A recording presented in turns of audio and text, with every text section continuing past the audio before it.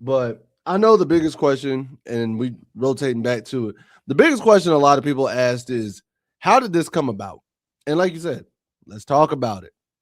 So, with that, number one thing is, hey, was Mike Malone on the list? Was he the first guy up there? And the new athletic director, or the incoming athletic director, Steve Newmark, he spoke on the process and he said, "quote Michael was the first coach we engaged with as a part of the search process because of his reputation as a selfless teacher and innovator who brings an incredible ability to connect with players and get the absolute best out of those he mentors. He is a brilliant coach who will deliver a modern and disciplined approach to leading our men's basketball program, which is critical in the current landscape of college athletics.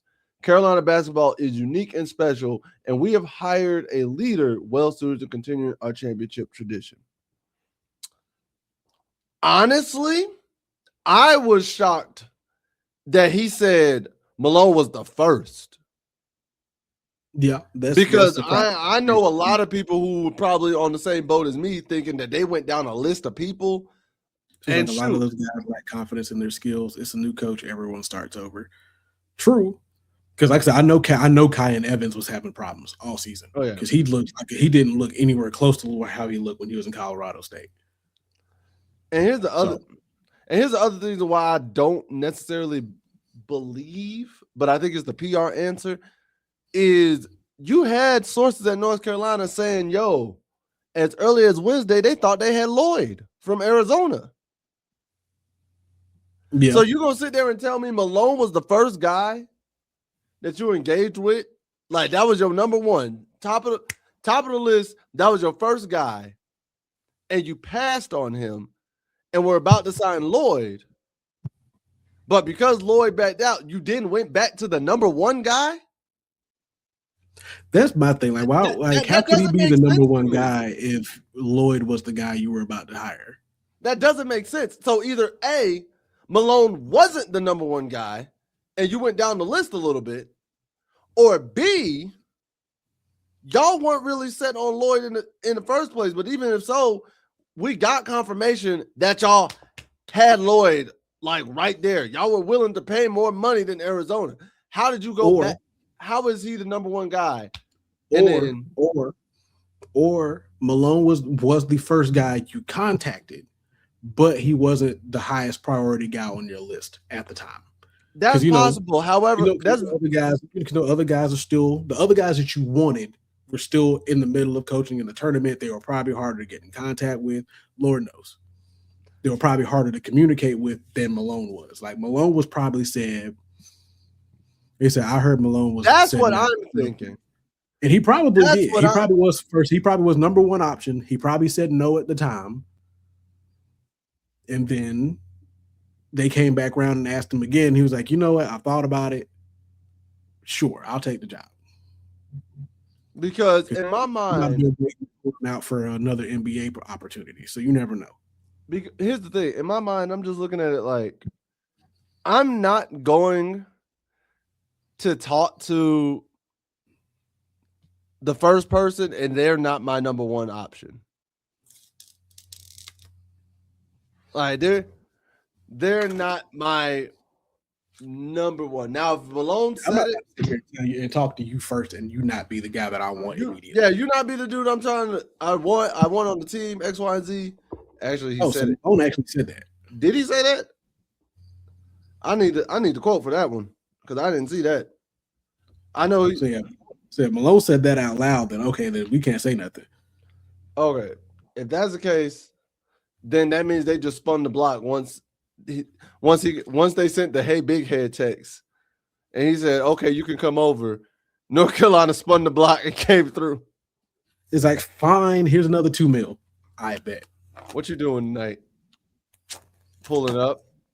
Open it. Unlock the door. Unlock the door. Unlock the door. I ain't playing with you. And then to follow that up, so you also had Chancellor Lee Roberts who spoke on the hiring of Malone, right? Mm-hmm. And he said, "This is a defining moment for Carolina basketball and for our university, and it calls on all of us to embrace our shared responsibility to steward its future. Michael Malone brings a rare combination of experience across every level of the game, from roots in college basketball to an NBA championship that reflects both the evolution of the sport and the enduring values of this program. He has learned some of the most respected coach. He's learned from some of the most respected coaching minds in the game and understand what it takes to develop players, leads teams, and sustain excellence over time. Honestly, that's not a lie. So that's a lot of big words. It's not a lie when you consider this man took a guy who was drafted during a Taco Bell commercial and made him into the three-time league MVP or perennial three-time league MVP and essentially one of the greatest centers ever to play basketball. Very true. Very true. He took They said it was on his first interview and not the presser. So it was actually in the first interview that he had about the position, I guess, and not his press conference. He took a Canadian and made us love him more than Drake. About Murray. Yep. That man said he took a Canadian and made us love him more than Drake. Here's the bad part. Have this. I don't even have this podcast. When it comes to Drake, so it wasn't much for us. I'm about to say that Drake can kick rocks and break his toe in the process. Jesus Christ. Okay, Kendrick. I said what I said. Jesus Christ, Kendrick. He said, I hate the way that you walk, the way that you talk. I hate the way that you dress. He's not wrong. I do. I do not like the way Drake dresses. It is weird, very weird. I don't like looking at him. I'm shocked. Jamal Murray's only a one-time All-Star. It's a popularity contest. He ain't popular. I mean, it is, but still. Like Jamal Murray being only a one-time All-Star, but y'all made Ben Simmons a three-time All-Star in the man. I hate this. It's a popularity contest. I hate this league. Told you, it ain't about the process no more. It ain't about skill sets. It's about how popular y'all made this. I forgot about that. I'm still pissed off. I feel like they were trolling. Nah, I'm still pissed off. Trolling when they did. Genuinely speaking, I'm still pissed off that Ben Simmons won that 2017-2018 Rookie of the Year over Donovan Mitchell. And I was like, Donovan Mitchell had a better record on a worse team in the harder conference. How does he not win Rookie of the Year and had better stats? How does he not win Rookie of the Year over Ben Simmons? And Ben Simmons had a year in the league, even though he was injured. The man was with trainers and got to watch NBA basketball for a whole year. I hated that rule. I hated it. They did it for the Eagles. My thing is how you win Rookie of the Year when you ain't play your rookie season. Right. Like when you've been in the league for 2 years.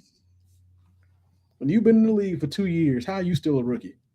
Like because here's the other thing. If you go and play in the rookie sophomore game when they used to do it back then, which team would you be playing on?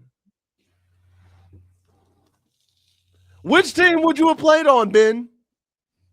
The rookies or the sophomores? Exactly. Ain't that some boy?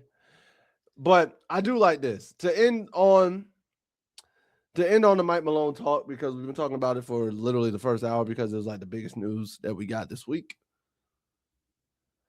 I love this message, and I want y'all to tell me what you feel about this Tar Heel Nation. So, Mike Malone, he said this. He said, I'm excited when talking about Duke and UNC. He said, I'm excited to be a part of that rivalry. I want to add to that rivalry. I want to win, and I know that Duke is a program down the road, and they've had success. But as I said earlier, I didn't come here to be second best. I didn't come here to lose in the first round of the ACC tournament. I came here to win and win at a big level. Hey, I don't care what you say. That's the type of talk I need. Because this that same energy he had for the Lakers when they got mad that he was trolling the Lakers and everybody was like, the Lakers will sweep sweep the Nuggets in 5, and then when the Nuggets beat them in 5 and then went on to win the championship, Mike Malone will talk it now. Mike Malone will talk it. And they came back the very next year and beat the Lakers again in the playoffs. And it's like, I think the Lakers were like trying to purposely avoid the Nuggets after that second time. I would too after I got embarrassed the first time. I'm just saying. After the man came out, talked his smack, and backed it up, I'd be embarrassed too. To which any normal person would look at you, of course you'd be embarrassed. You should be embarrassed. Right. Y'all supposed to be the best team in the NBA. Right, man.